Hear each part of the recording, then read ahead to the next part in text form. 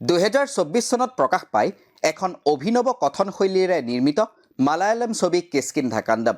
মূলতঃ ৰহস্যধৰ্মী চলচ্চিত্ৰখনৰ কাহিনীৰ গতি বা স্ক্ৰীন প্লে কিছু মন্থৰ, কিন্তু তাৰ পাছতো কিয় দৰ্শকৰ সঁহাৰি গোটাবলৈ সমৰ্থ হৈছে কিষ্কিন্ধা কাণ্ডমে। জানিম আজিৰ দ্য ক্ৰছ কাৰেণ্টৰ বিশেষ অনুষ্ঠান অন দ্য স্ক্ৰীনলৈকে চাবলৈ আৰম্ভ কৰিছে on the screen. Disney plus হটষ্টাৰত চৰ্চিত হৈছে কিষ্কিন্ধা কাণ্ডম। দিনজিৎ আয়াথানে পৰিচালনা কৰা ছবিখনৰ IMDb ৰেটিং হৈছে 10ৰ ভিতৰত 8.1। আসিফ আলী, বিজয় ৰাঘৱন, অপৰ্ণা বালামুৰলীয়ে অভিনয় কৰা চলচ্চিত্ৰখন ৰহস্যধৰ্মী, কিন্তু বহুতো চলচ্চিত্ৰৰ মাজত কিয় চৰ্চিত হৈছে কিষ্কিন্ধা কাণ্ডম, তাৰ আছে বহুতো কাৰণ। বাহুল ৰমেশে চিত্ৰনাট্য লিখা চলচ্চিত্ৰখনৰ গতি মন্থৰ। চলচ্চিত্ৰখন আৰম্ভ হয় এখন বিয়াৰ পাছতেই আৰক্ষী আহি উপস্থিত হয় বিয়া হোৱা ঘৰখনত।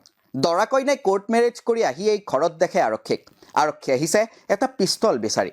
ঘৰখনৰ পৰা নোহোৱা হৈছে এটা পিষ্টল। ঘৰৰ গৰাকী অৰ্থাৎ দৰাৰ পিতৃ হ'ল প্ৰাক্তন সেনা বিষয়া। তেওঁৰ অৱসৰৰ পাছত তেওঁ এটা পিষ্টল ৰাখে, সেই পিষ্টলটোৱেই নোহোৱা হৈছে।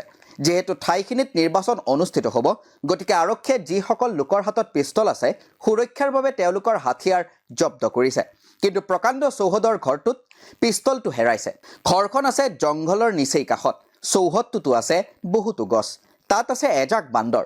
ঘৰখনৰ পৰা এপদ দুপদ সামগ্ৰী বান্দৰে আগতেও লৈ নোযোৱা নহয়। এটা ৰেডিঅ' এতিয়াও গছ এডালত ওলমি আছে, গতিকে বান্দৰেই সেই পিষ্টলটো দাঙি নিলে নেকি? ইপিনে বিপত্নিক তথা প্ৰাক্তন সেনা বিষয়া আপু পিল্লাই এক বেমাৰত আক্ৰান্ত। নিজৰ স্মৃতিশক্তিৰ অক্ষমতা তেওঁ নিজৰ ঘনিষ্ঠ লোক আৰু গাঁৱৰ মানুহবোৰৰ পৰা লুকুৱাই ৰাখে। তেওঁৰ পুত্ৰ অজয় চন্দ্ৰনৰ দ্বিতীয় পত্নী অপৰ্ণা শহুৰেকৰ অদ্ভুত আচৰণ আৰু অস্বাভাৱিক কাম কৰা পদ্ধতিৰ প্ৰতি কৌতূহলী হৈ পৰে। অধিক অনুসন্ধান কৰি থাকোঁতে তেওঁ অজয় চন্দ্ৰনৰ প্ৰথম বিবাহৰ সময়তে নিৰুদ্দেশ হোৱা সন্তানৰ ৰহস্য উন্মোচন কৰে। দেউতাক অৰ্থাৎ অপু পিল্লায়ে তেওঁৰ কোঠাত কোনো সোমোৱাটো পচন্দ নকৰে। তেওঁ যেন কিবা ৰহস্যৰ অনুসন্ধান কৰি আছে। আকৌ এজন ৰহস্যজনক লোকক নিৰ্দিষ্ট সময়ৰ মূৰে লগ কৰেগৈ তেওঁ। সেই ব্যক্তিজনক আকৌ সন্ত্ৰাসবাদীৰে সম্পৰ্ক থকা বুলি সন্দেহ কৰে আৰক্ষীয়ে। তেওঁৰ সৈতে এজন প্ৰাক্তন সেনা বিষয়াৰ কি কথা থাকিব পাৰে? ইফালে অপু পিল্লাইৰ বন্ধু বুলি পৰিচয় দিয়া এজন লোক সঘনাই ঘৰখনলৈ আহি থাকে, কিন্তু তেওঁ সঁচাই অপু পিল্লাইৰ বন্ধুনে? কিয় আজিলৈ নিখোজ হোৱা সন্তানৰ সন্ধান পোৱা নাই অজয় চন্দ্ৰনে? আকৌ কাহিনীৰ পাছৰ ফালে অপু পিল্লাইৰ চৌহদৰ কাষতে উদ্ধাৰ হয় এটা মৃত বান্দৰ।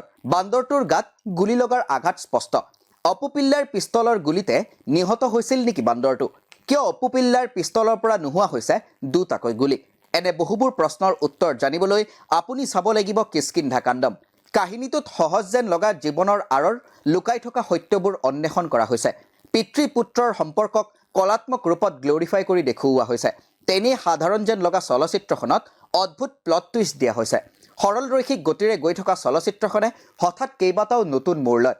এটি সাধাৰণ কাহিনী কথনশৈলীৰ অভিনৱত্বৰে বিশেষ কৰি তোলা হৈছে। ৰামায়ণৰ কিষ্কিন্ধা কাণ্ডত সীতা নিৰুদ্দেশ হোৱাৰ পাছত কিষ্কিন্ধা ৰাজ্যত গৈ উপস্থিত হয় ৰাম লক্ষ্মণ। তাত হনুমানক লগ পায় ৰামে, লগতে সুগ্ৰীৱকো লগ পায় ৰামে।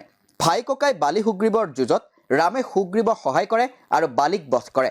সীতাৰ হেৰুওৱা অলংকাৰ পায় ৰামে। ঠিক তেনেদৰে কিষ্কিন্ধা কাণ্ডম চলচ্চিত্ৰখনতো নিজৰ নিখোজ পুত্ৰৰ অনুসন্ধান কৰা হয়। বান্দৰপূৰ্ণ গাঁও এখনত এই সন্ধান চলে। এনেকৈয়ে যেন কিষ্কিন্ধা কাণ্ডৰ এক আধুনিক উপস্থাপন নিৰ্মাণ কৰা হৈছে চলচ্চিত্ৰখনৰ জৰিয়তে। চলচ্চিত্ৰখন যদি আপোনালোকে চাই কেনে পালে আমাক কমেণ্ট বক্সত জনাব। আৰু প্ৰতি শুকুৰবাৰে নিশা 8 বজাত দ্য ক্ৰছ কাৰেণ্টত চাবলৈ নাপাহৰিব চলচ্চিত্ৰৰ আলোচনাৰ অনুষ্ঠান অন দ্য স্ক্ৰীন।